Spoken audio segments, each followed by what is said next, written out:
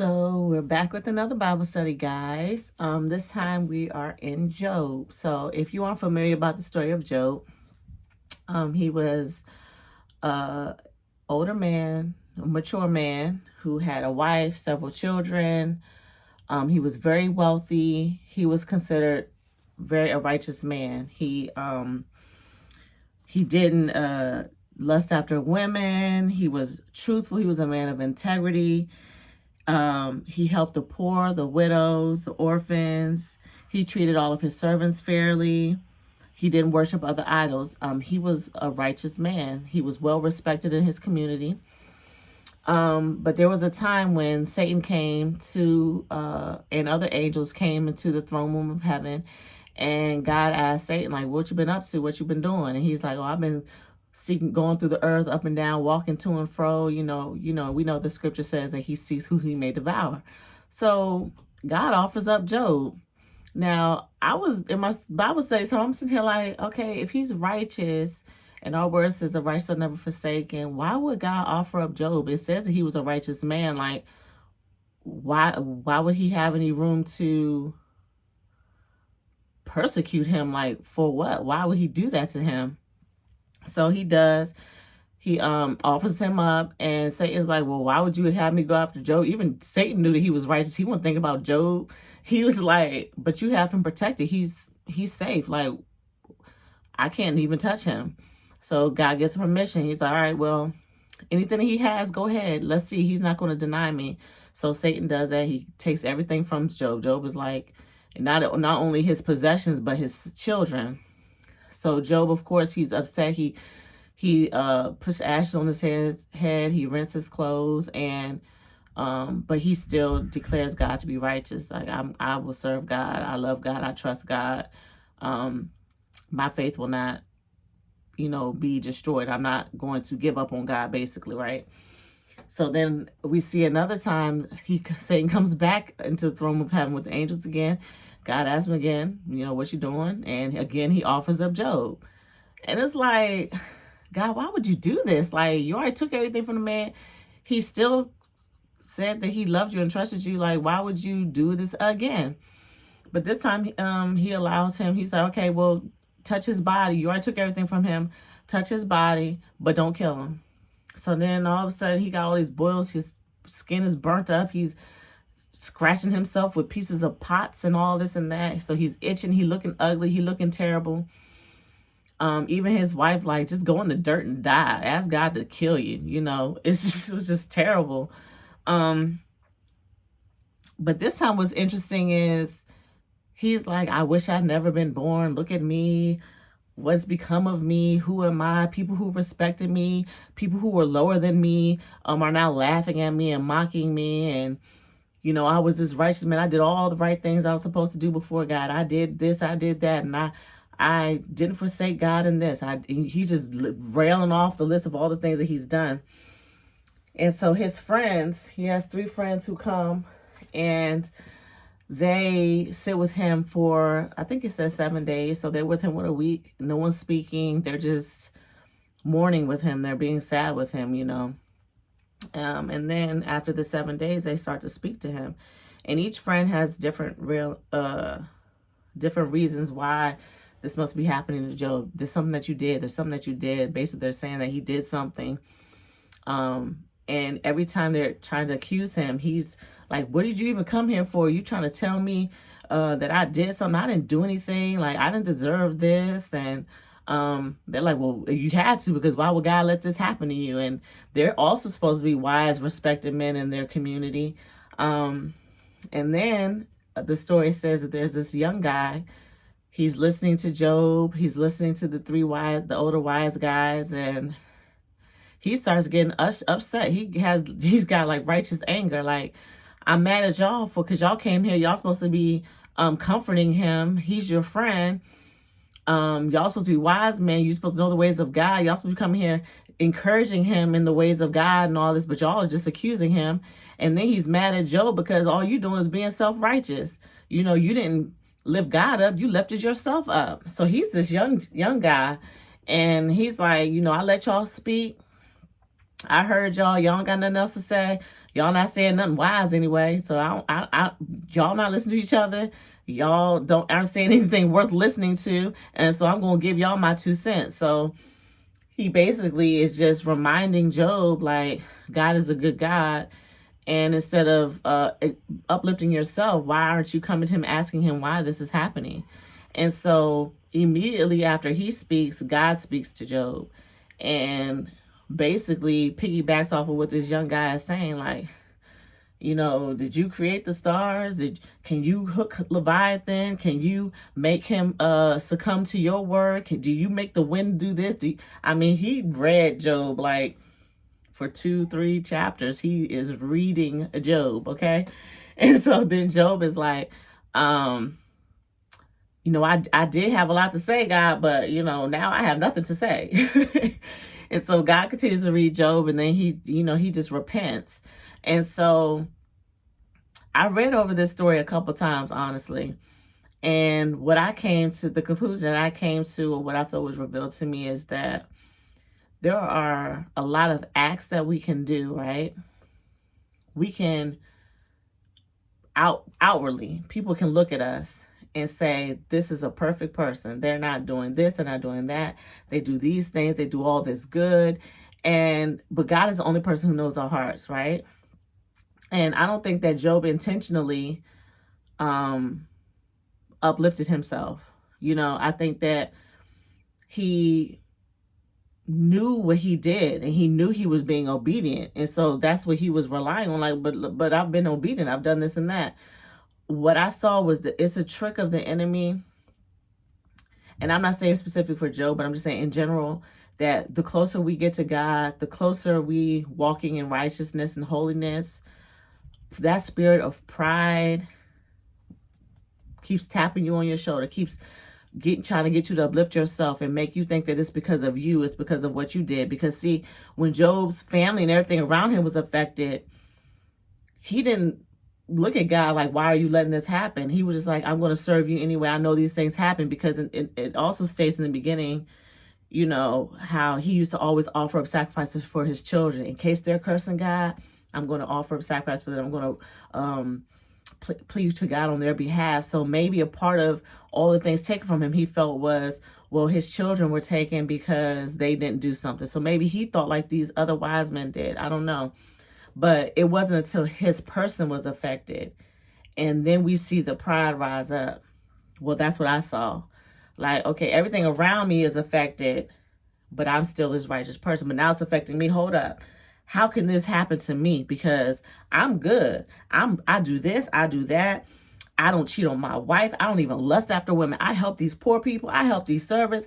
They're underneath me, but I still do right by them. He was just going on and on about all the great things that he does. And so I think it's the reason, I think Job is like 40 something chapters. I think the reason the story is so important is to remind us that in all things, it's God who has brought us to this place of righteousness or holiness, because he does say he's coming for a church without spot or wrinkle. We're to be holy as he is holy. We're not going to be perfect. No one can be but God. But as we continue our walk, we're supposed to be increasingly becoming more like Christ. That's our goal, right? And so, like I was saying, the more we are on that path, it is very easy to become self-righteous and prideful. And so I think that the reason God offered up Job was he wanted to use Satan's oppression, even though Satan was probably having a great time bringing suffering to Job and it was bringing him pleasure. God was using that to bring Job to humility. And one of the things that I put down as a note to myself was that right actions with the wrong heart posture are really for nothing, because God sees our heart, right? So he knows out of what motive you may be doing a certain thing. He knows if it's really to glorify him or if it's to glorify yourself. So even in right doing, we have to be mindful about where our heart is. continuously asking God to read us, to show us ourselves, to look in the mirror and ask God to reveal those things in us that we may not even realize, so that we can continue laying those things before him and continue humbling ourselves before him. And again, just not being self-righteous, not feeling like I've attained these things. I'm no longer doing any of those things that I used to do. I'm now faithful in all these things. I'm a good steward of over everything that God has given me. And get to this place where now you don't feel like you have to check yourself anymore or look at yourself. So yeah, God used Satan's oppressions for Job's good to bring him to humility.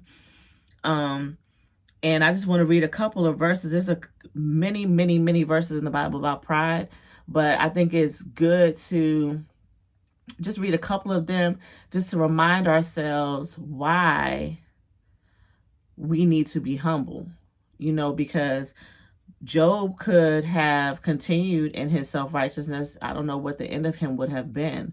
But let's just get to some of these scriptures, okay? In Deuteronomy chapter 8, verse 2, it says, "And thou shalt remember all the ways which the Lord thy God led thee these 40 years in the wilderness, to humble thee and to prove thee, to know what was in thine heart, whether thou wouldest keep his commandments or not." So in that, we see that God does allow tests to see if we're going to still be obedient, if we're still going to live righteously before him, even in the face of adversity, right? And in Job, he did. And, in the story, it doesn't say that he denounced God or his faith or any of that, but he did want to die because he was like, I can't be living like this. Let's go to Isaiah chapter 2, verse 12. It says, "For the day of the Lord of hosts shall be upon every one that is proud and lofty, and upon every one that is lifted up, and he shall be brought low." Jeremiah chapter 9, verses 23 to 24 says, "This saith the Lord, let not the wise man glory in his wisdom, neither let the mighty man glory in his might.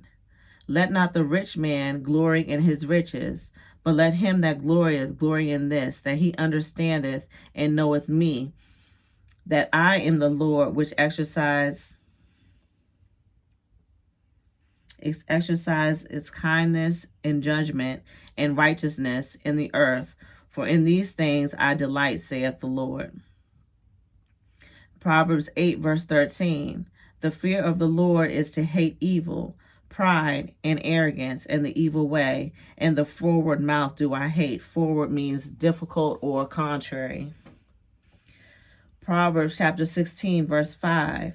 "Everyone that is proud in heart is an abomination to the Lord. Though join in hand, he shall not go unpunished." Mark chapter 7, verse 20. "That which cometh out of the man, that defileth man." And there's a list of all these different things that we do with our actions or things that we say. And it shows that, not what we say, but things that we do. And it's showing that our hearts are evil. So I just read a couple verses. I would encourage you to go and dig deeper and do your own search of scriptures in the Bible about pride, to remind yourself that,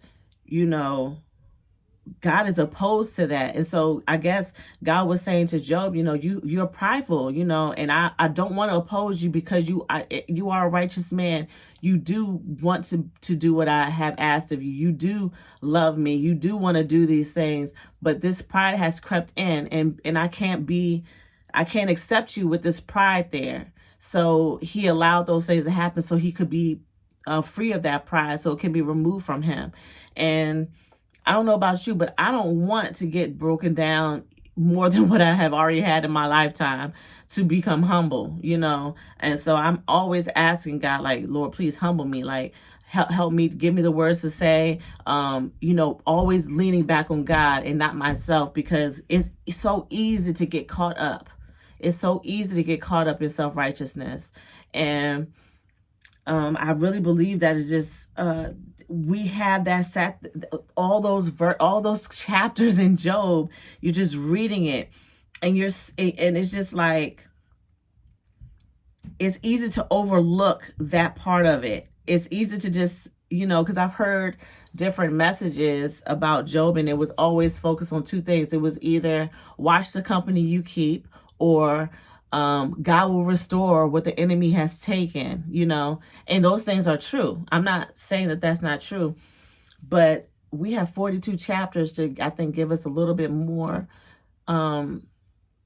depth into God's heart for us to not seek after how do I say this? I've said it already. There's no point to keep trying to prolong it or drag it out. I've said it. Let's not be self-righteous.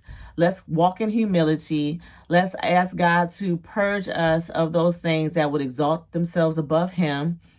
And let's remember that God is opposed to the proud. So when you feel that creeping in, that is the time to stop, repent, ask God to point that thing out, whatever that is, and ask him to help you to remove that from your life. Because if you do not, and you allow it to grow, and you allow it to grow and fester, you will become blinded. You will be deaf to the truth, because you have uplifted yourself and exalted yourself in such a place that you feel that you can do no wrong.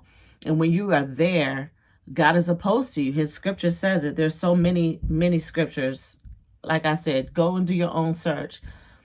But my prayer for you is that you do continue to seek righteousness, that you continue to seek holiness, and you continue to do good works, but that you remember that you're only doing them because of the God that lives inside of you, and the God that is calling you, and the God that is drawing you, not you of yourself. So it just wasn't too long. I hope you enjoyed the Bible study. I hope you take the time to go back and read the story of Job and see if there's any revelation that God brings you on your own time and study with him. And share with me if you don't agree with anything that I've said, or you want to add something that maybe I haven't seen. Let's dialogue. I love the Bible. I love talking about the Bible. I love reading it and sharing it. So let's keep growing together, okay? Love y'all.